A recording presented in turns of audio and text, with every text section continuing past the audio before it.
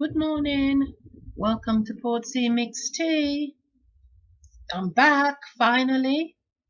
I haven't been here for about 4 or 5 weeks, and I'm sorry about that. It's been a very intense 4 weeks of lots of things going on.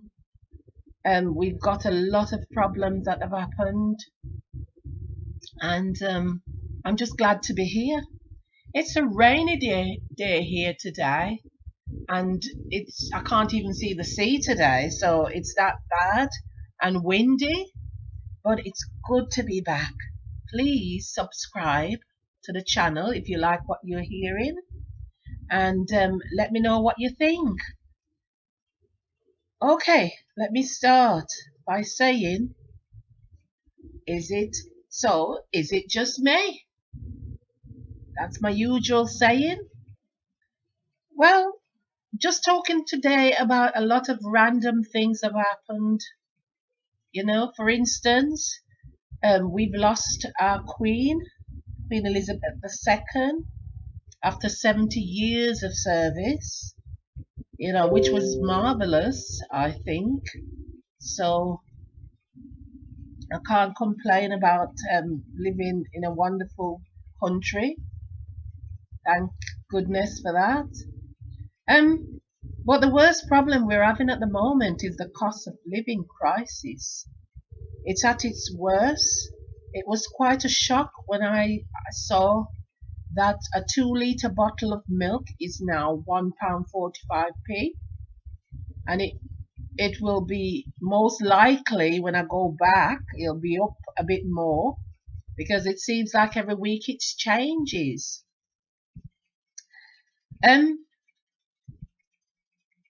I also noticed when I was at the supermarket last time that many people were using the little hand trolleys. Normally, you can't get any of the big trolleys or the medium-sized one that you can push, but now there are copious amount of them just hanging about because people can't afford to get a big trolley because they can't afford to buy the things that are in the shops. So that's another scenario that's affecting this country at the moment. Many people are blaming it on the war in Ukraine, but I think differently. I don't think it's nothing to do with the war in Ukraine. It's just bad management that the people who are running the countries are doing. It's not correct. Anyway, I was speaking to a neighbor the other day, and he was telling me that in our little area where we live, it's only a small area, and there's 200 families that are using the food banks just to survive.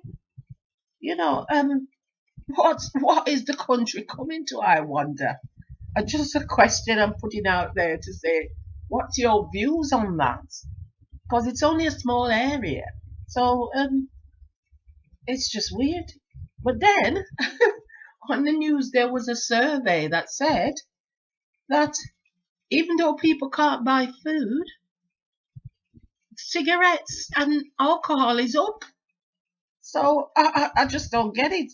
It's like the balance has tipped from people buying the everyday necessity to just trying to cope with life by using drugs and alcohol and cigarettes. So that's another thing that you can chat to me about if you feel that you want to elaborate on that. It's just so weird. I often wonder, how is it that they have that kind of money to buy those things? Because when I used to smoke, which was about, I'd say, nearly 30 years ago, I used to buy 10 cigarettes. I think it used to hurt me to pay £2 for a pack of cigarettes. So I just don't get how they do it. Because now I think it's about £10 or £15 for a pack. I don't get it. But since I can't believe that since 2009, the amount of food banks that I see now in this country, it's just ridiculous. It's not right at all. I don't get it. The people that are on benefit, they're struggling. And many of them that are on benefit are using the benefit to supplement their earnings, because many of the middle class people who are working, they still have to claim benefits just to survive. You know, I think something needs to be done about the wages that people are getting. I'm sure if they pay a good wage, then people won't be applying for these benefits, and then the benefit system will be down. But it's just weird the way they're running the country. It's awful. I just don't get it. There's a combination of issues that I think that needs to be dealt with, I should say. Firstly, the austerity in 2009, when the so-called people that were in power that stopped paying the nurses and others in the health service their increments and pay rise. I was working at that time, and it was awful to not get your increments every year, and you had to struggle on. And then the second thing that they did wrong, I think, in this country, 3.8 million 1950s women were conned out of their state pension that they paid into. This was done in the pretext of equality between men and women in order that they had the same retirement age. Yet, they also increased the men's retirement age to 66. So if you were doing it to equalize men and women, why go up to 66 when you put women at 65? So it shows that it's all a con. And not only did women suffer, but I've got relatives who are men who suffered waiting that extra year for their pension, their state pension, that is.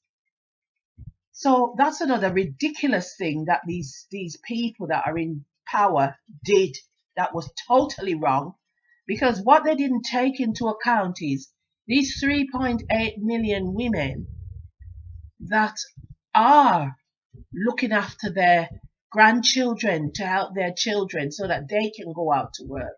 They're also buying clothes for their grandchildren so that they can get to school. All these things would have taken off the state, the pressures off the state, but they made sure now that the poor, the older people cannot help the younger people at all, because they themselves can't afford to eat. And many of them are thinking whether they should buy food or eat their house, because they've got conditions that is detriment if they don't have the eating system on. So that's another thing that they did totally wrong. And the third point, this culminates in economy suffering because of the pensioners not being able to spend to make sure that the shops in the city centre are open. Now all the city centres are barren because there's nobody to buy the stuff. It's weird. It's a knock-on effect that many who get jobs had to return even if they are ill.